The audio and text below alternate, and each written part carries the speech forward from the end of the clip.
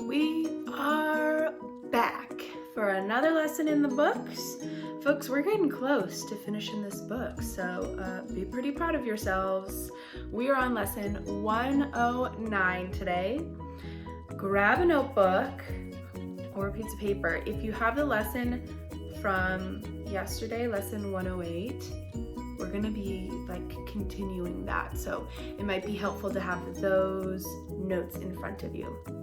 So go ahead, grab what you need, take a seat, let's get started. All right, lesson 109, corresponding parts. Hopefully you recognize all the words on the board because it's what we learned about in lesson 108. So I'm not gonna make you write them down again, but I do want you to recite their definitions and remember what they mean. Rotation. Taking an object, turning it about 1 point. Nothing about the angles change, nothing about the details of the object change. We are simply taking it, rotating it around a point. Reflection. Taking an object, reflecting it over a specific line. Think about a mirror. Translation. Taking an object and moving it, sliding it up, down, back, forth. And transformation.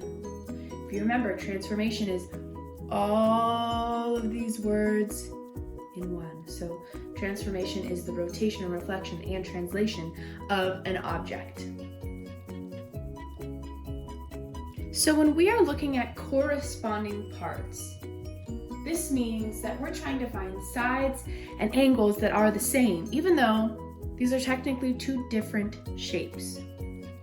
We automatically can tell they have one thing in common, and that is a right angle.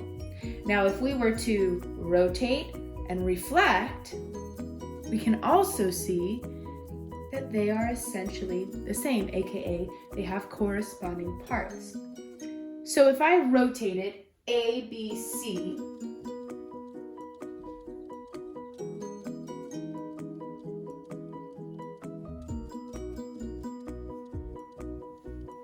if I rotated ABC 90 degrees, it would look something like this.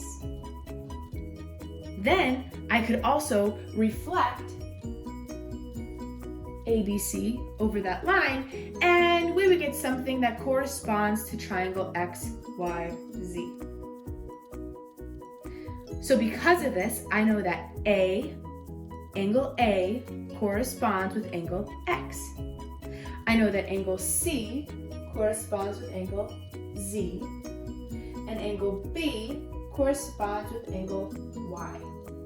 Just from a simple 90-degree turn and a reflection of a shape. I could also do the same with XYZ. I could have rotated XYZ 90 degrees and then flipped it over the line this way and come upon the same results. Okay, take a moment and look at these two triangles. I want you to list the similarities and the differences that you see in these two triangles.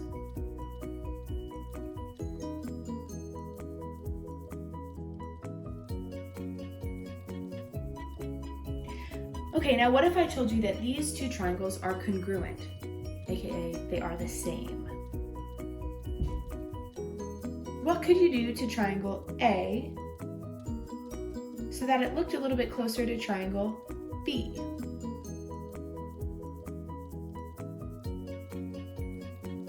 We could rotate it, yeah. We could also take triangle B and rotate it to look like triangle A. Okay, so now that you know they are the same triangle, what is the perimeter of both triangles? Because they should be the same. Well, if I take triangle A right here and I rotate it 90 degrees, I'm not the best artist, I know, so cut me some slack. I would know that the base is 3 inches, the height is 4 inches, And now my two triangles look a little bit more similar.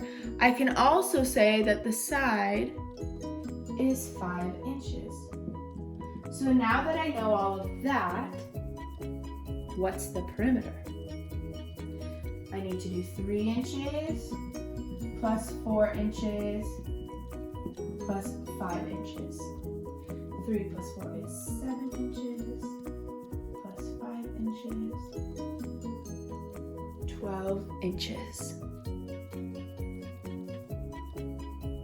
Okay, so far we've talked about congruent triangles or congruent shapes. The last example, the shapes were congruent. They were exactly the same. The only thing that looked different about them is that they were rotated to be in different positions on the board. So now let's talk about similar shapes. Shapes that aren't exactly the same, but have similar features. So I have 4 triangles on the board. 1, 2, 3, 4. Some are similar, some are congruent, and some are neither.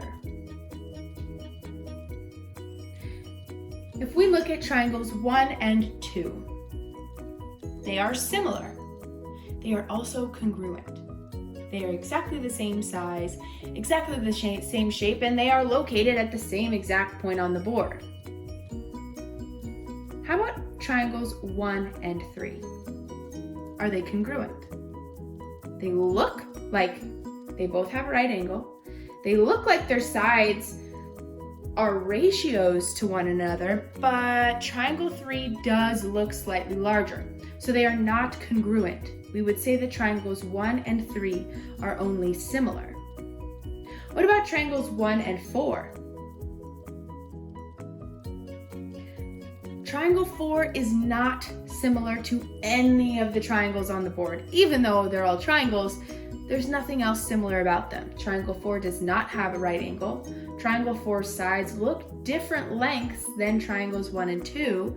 They don't even look like they would be a good ratio to one another. So triangle 4 is not similar. It is not congruent to any of the triangles on the board. So to review, triangles 1 and 2 are congruent. They are exactly the same. Triangles 1 and 3 are similar.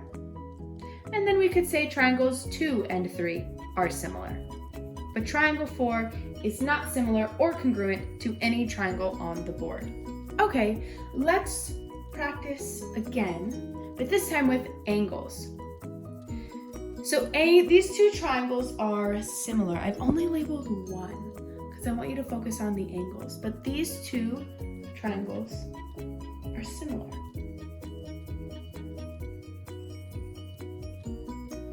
They may even be congruent. What do I know about triangle ABC? I know that angle C is a right angle. It's pretty much the only thing I know. But in triangle 2, I don't have any labels for the angles, but I do know that this corner right here is 90 degrees. I also know that the other two angles are 30 and 60 degrees.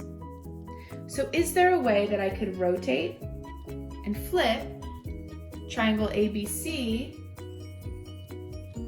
rotate and reflect triangle ABC so that I could figure out the angles of A and B? Okay, I could rotate it 90 degrees.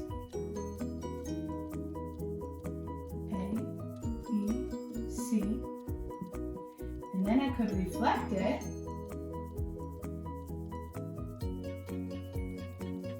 B, C, A, so that it looks like the triangle above it. So then I know that angle A has 30 degrees and angle B is 60 degrees.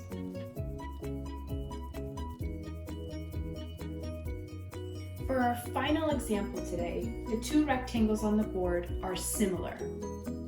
They're not congruent because one is slightly larger than the other. What is the ratio of its corresponding sides?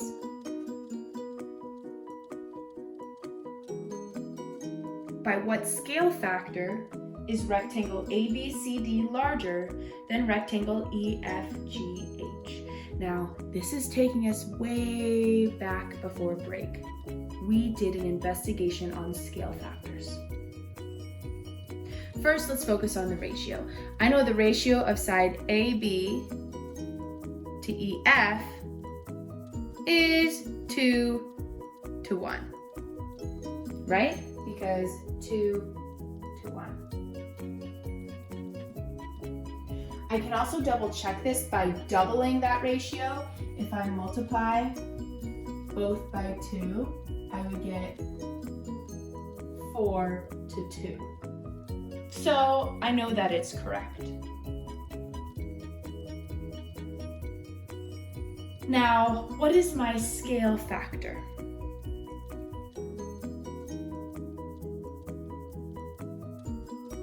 Well, since I'm technically doubling 1 to 2, 2 to 1, 2 to 4, 4 to 2, these are all doubles of each other, I know that my scale factor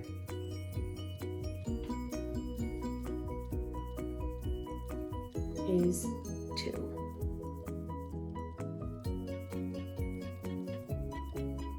Okay, friends, that's all we've got for today. If you have any questions, you know where to find me. Join one of my live chats and teams. I will see you tomorrow.